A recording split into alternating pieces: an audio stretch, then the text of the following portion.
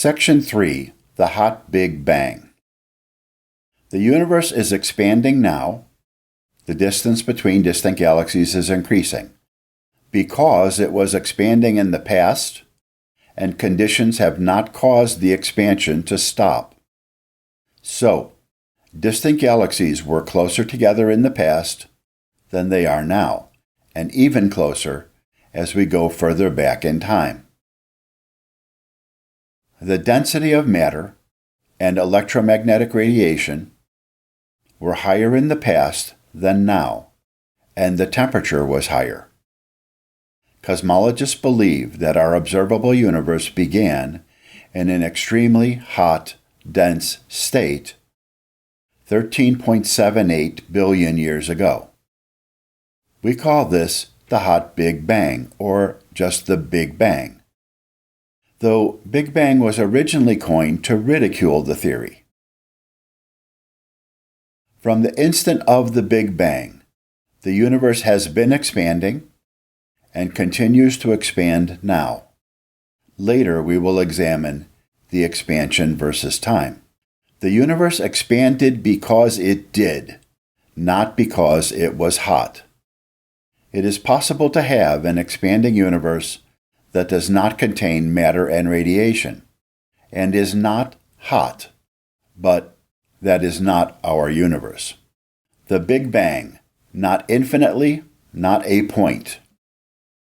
The instant of the Big Bang is sometimes referred to as infinitely hot and infinitely dense.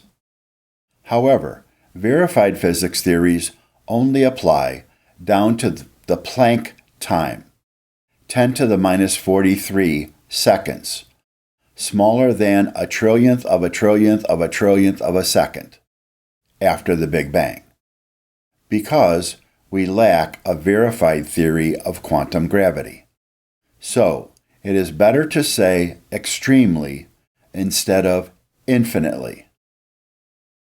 Supplemental video number 7 discusses Planck units.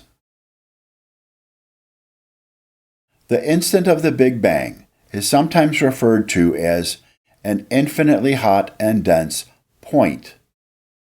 If cosmologists are correct, then our observable universe was so small at the Planck time that point is a reasonable word for it.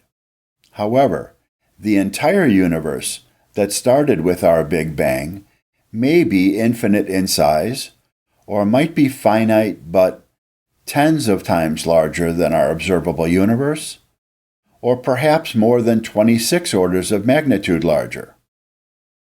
If the entire universe is spatially infinite now, then it was also spatially infinite at the Big Bang.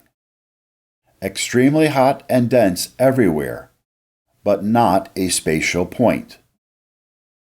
If the universe is finite, but extremely huge compared to our observable universe, then it was small but not a point at the Planck time. So, I recommend that you avoid calling the Big Bang a point.